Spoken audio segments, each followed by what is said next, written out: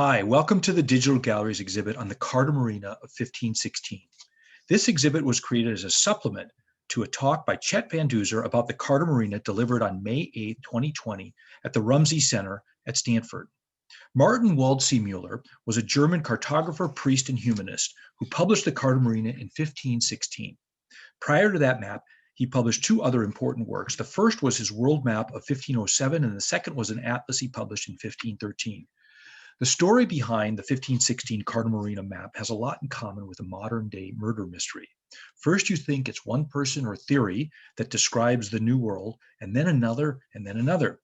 The story starts, of course, with Columbus, who landed in the Caribbean in 1492 and thought he had discovered the East Indies, or modern-day Indonesia. Another explorer, Amerigo Vespucci, voyaged to the New World in 1494 and 1504, but he thought he had discovered a new continent and, of course, was right. Vespucci published a couple of books on the subject in 1503 and 1505 that led Waldseemüller, the map maker, to give credit to Vespucci on his 1507 map. This map used a projection devised by Ptolemy, who lived from 100 to 170 AD. This map also projected the entire world in 360 degrees. Van Duzer's talk helped me see the push and pull of the understanding of reality that happens over many years, decades, and even centuries in the course of history. Sometimes cartographers would get things right, and then they would rethink them, and in the rethinking, they got some things right and some things wrong, so that sometimes the things that were previously right got changed and were wrong for a while. And this was the case with the perception of the New World. Waldseemüller got it right at first in 1507, and in his 1516 map, he got it wrong. In 1513, Waldseemüller published an atlas which included two maps of the world. I'm going to show they're down here.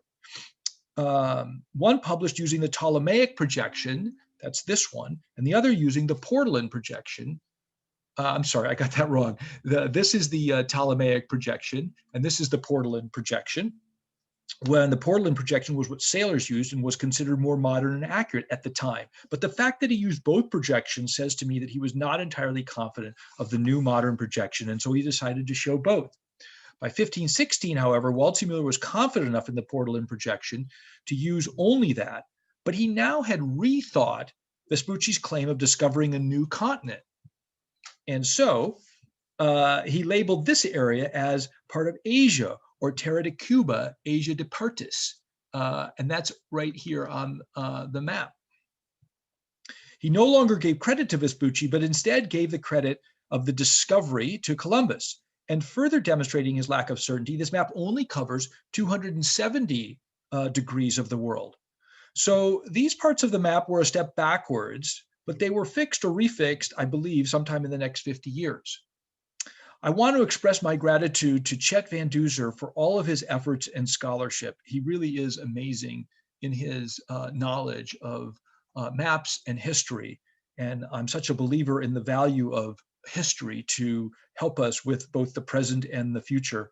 I want to express my thanks to Salim Muhammad and the Rumsey Center at Stanford, and especially to the Library of Congress and all of the curators in the map, print, and manuscript divisions for their efforts to keep these important images available to the public. I have several parts of these maps, which I've highlighted with dots, and I thought we could run through them fairly quickly. So this is, as I mentioned, there's Florida, and then you can see him labeling this as part of Asia. Down here is where Columbus and Vespucci are both named, although I believe that it's Columbus who gets all the credit now. And then down here, you've got King Manuel of Portugal riding a sea monster, which sort of indicates control over the ocean. Van Duzer pointed out that this map has a much more colder and fearful view of the ocean. There's really nothing friendly or warm or inviting about it. But in the 1516 map, it is more warm and inviting. I've labeled all of the parts of the map. There's 12 different sheets to the map, and each one is covered in high res by a Library of Congress image. So that's all laid out here, and we're going to go through them in order quickly. Let's see here. So we're off sort of in in Asia, Mongolia. And so there's a variety of exotic, fantastical beings. There looks like a wizard riding a horse with a dog chasing. I can't tell what these two creatures are here. And then over here, we've got exotic royalty of some sort. And I don't know what's going on there. This looks like an offering of a limb and a severed head. And then this image down here is from India and has its origins in something else, but there's a woman being, looks like burned by a fairly normal looking creature and a devilish creature here. And Van Duzer described the origin of that image. These maps were somewhat like encyclopedias of their time, and so people got their ideas about the rest of the world from maps like this. This is South America here, and then you can see Española. There's Florida there, and South America was often depicted as a place of cannibals. So you can see this man munching on a leg, and here this guy is cooking an arm and a leg, and there's a head up in a tree. This is Africa, and there is a wonderful rhinoceros here. Some question about whether this is based on a rhinoceros drawn by Durer, Albrecht Dürer. This map was really interesting. It appears to me, this is the Suez Canal would be here. This is Egypt. This appears to be Mount Sinai and Moses and the Ten Commandments. And then down here, it looks like Zanzibar. I can't tell what this symbol is with the dots around it. And then we're back to King Manuel.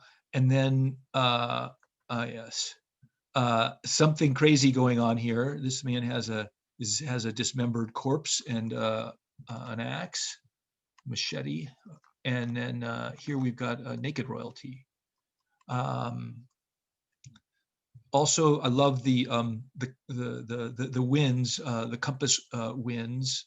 We'll get to that in a second. This is the 1507 map, and here you go with America's birth certificate. That's where America was first named. By the way, it's in South America. North America is up here.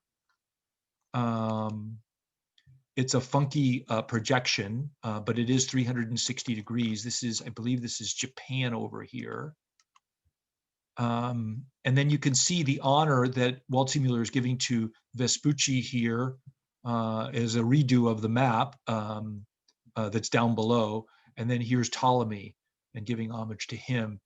This map did not ever get, this map was recreated in the 1500s, and I believe even in the 1400s, based on a text that survived from classical times.